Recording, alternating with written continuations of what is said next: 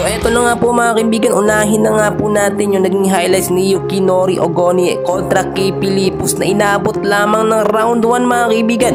Ibig sabihin malakas yun nakakalaban ni Ogoni mga kaibigan. Yukinori Ogoni ito, malakas ito mga kaibigan, nakakalaban ito ni Angas ng Pinas. Samantalang ang ating pambato Casimero Cuadro Alas naman nasopnaw, nakita nyo no, matapos siya makuha yung kanyang tamang timbang no, ay talagang kondisyon na kondisyon ang pangangatawan ng ating Angas ng Pinas. Tignan nyo, eto na nga mga kaibigan, ilang minuto na lamang at sasalang na po sa ibabaw ng ring ang ating pambato Angas ng Pinas Casimero Cuadro Alas kontra po dito kay Saul Sanchez. So ang sinasabi natin, mabibigyan tayo ng magandang laban dahil nakita naman natin no, yung mga Pilipino natin na lumaban no, nakita nyo naman itong si Vince Paras nga po no, ay talagang pinuruhan din ng kanyang kalaban at talagang nakita naman natin pinahirapan ng Pilipino eto nga pong kanyang kalaban mga kaibigan, which is kung titignan natin, ganito din ang gagawin ng ating pambato na si Casimero Cuadro Alas kontra dito kay Saul Sanchez. Kahit unang nakuha ni Sanchez ang kanyang timbang mga kaibigan, it doesn't mean na nakakalamang na siya sa ating pambato na si Casimero Cuadro Alas.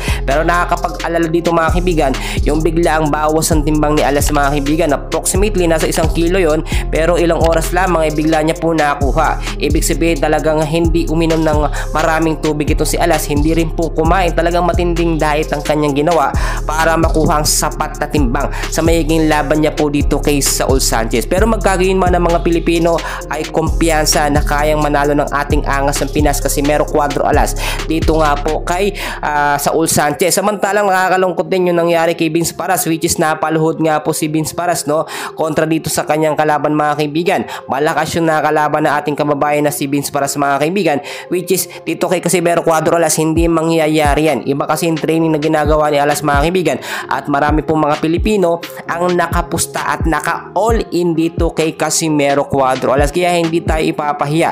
At dahil sa bansang Japan nga mangyari ang laban mga kaibigan, kailangan makuha ni Angas ng Pinas ang simpatsya no, at ito nga pong atensyon ni Naoya Inoue yung kampo niya para magkaroon sila ng laban. Kasi kapag tumagal yung laban at hindi nangyari yung round 5 hanggang round 6, baka talagang malabong mangyari yung dream fight ni Casimero kontra kay Naoya Inoue. Kaya mga Pilipino natin, maraming nanonood ngayon sa bansang Japan.